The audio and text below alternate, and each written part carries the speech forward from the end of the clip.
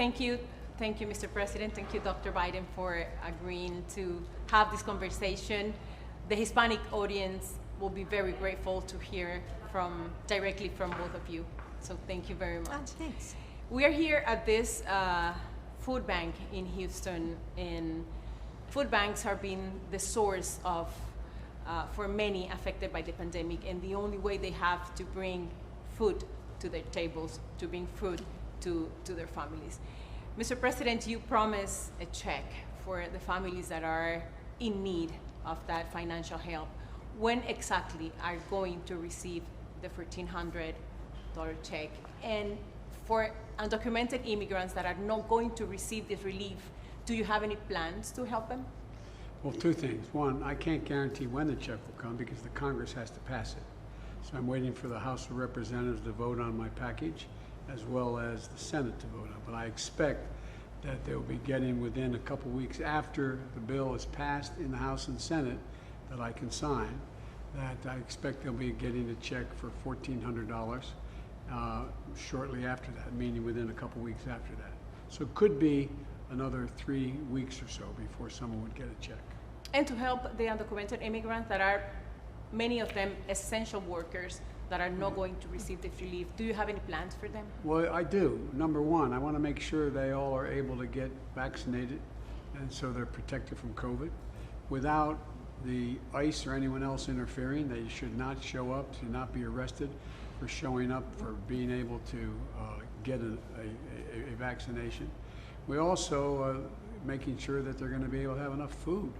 I propose in the legislation, not just these food banks, but increasing SNAP payments and other payments that are the things that allow people. 40% of the children in America are going hungry, and a lot of them are in communities of color, Hispanic communities and Black communities, as well as Asian Pacific. And so we have to focus on making sure they have opportunities, because they're making significant contributions.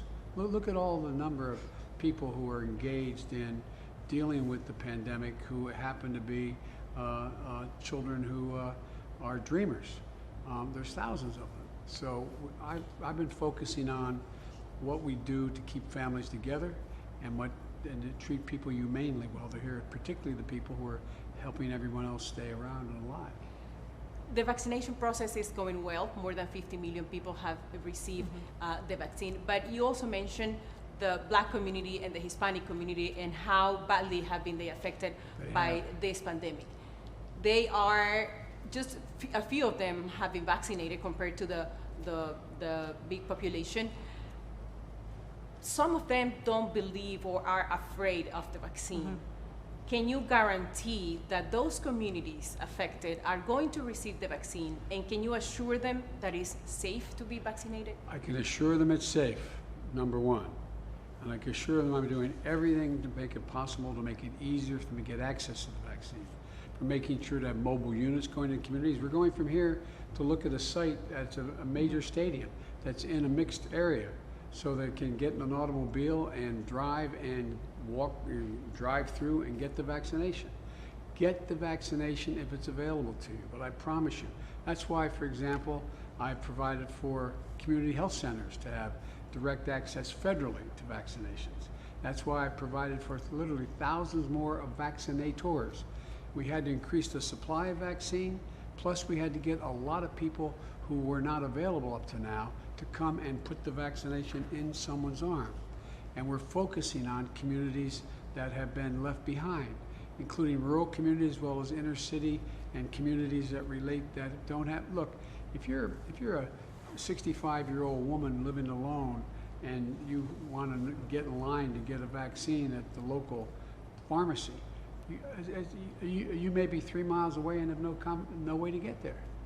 And so we're doing everything possible. And for communities of color, I think it's all about trust. And I think during our campaign, I think we tried to build that trust.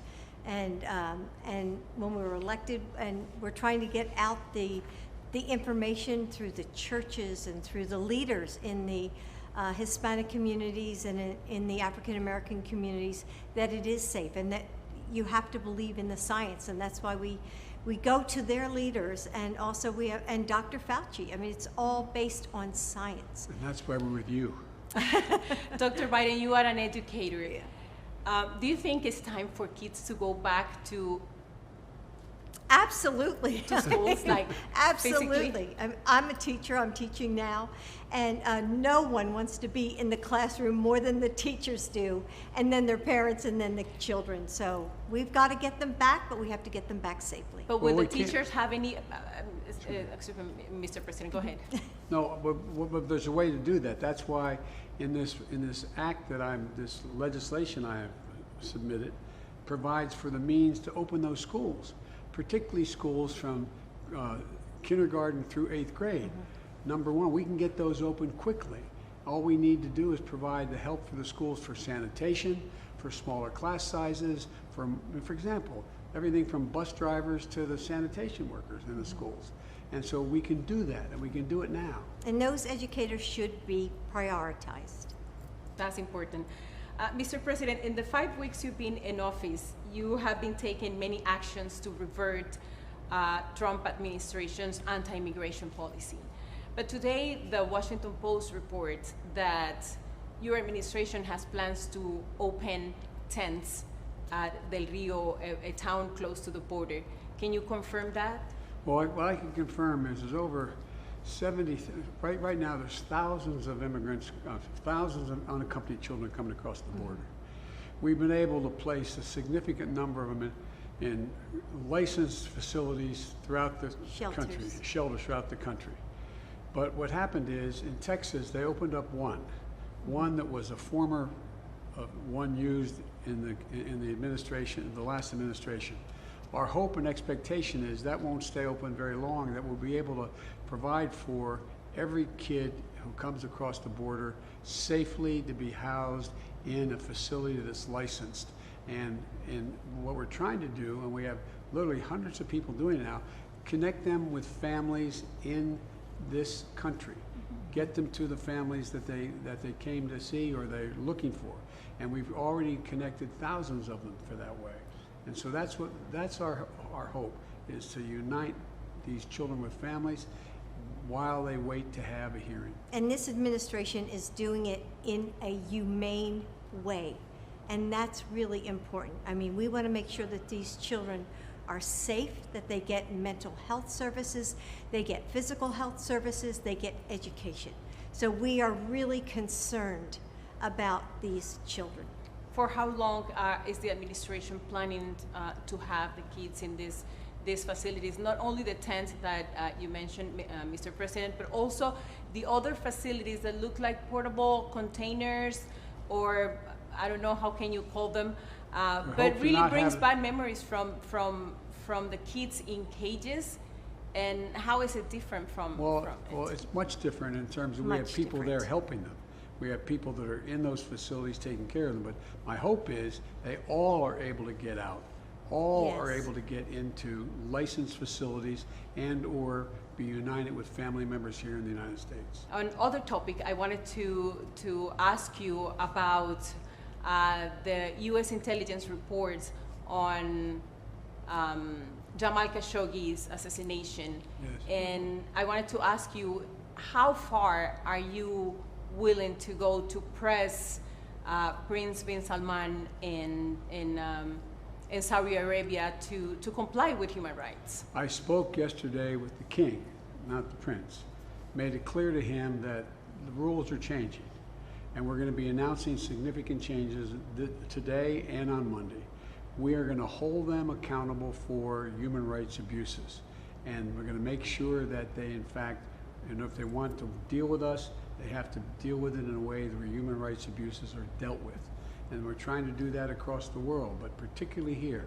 This report has been sitting there. The last administration wouldn't even release it. We immediately, when I got in, found the report, read it, got it, and released it, released today. And it is outrageous what happened. Well, Mr. President, thank you very much. Dr. Thank you, Biden, Ilia. thank you very much. I just wanted to ask you about the Cesar Chavez image behind your desk. Why Cesar Chavez? Two reasons. One, originally when I ran for the United States Senate at age 29 for the Senate, I supported the farm workers because we have a large agricultural population. It was a big issue, and Chavez was leading the effort. And I almost lost the election because I was so vocal, number one. But number two, I admire him. And number three, his granddaughter works for him. Yes. Of course. Are we going to see you, Dr. Biden, soon in a classroom?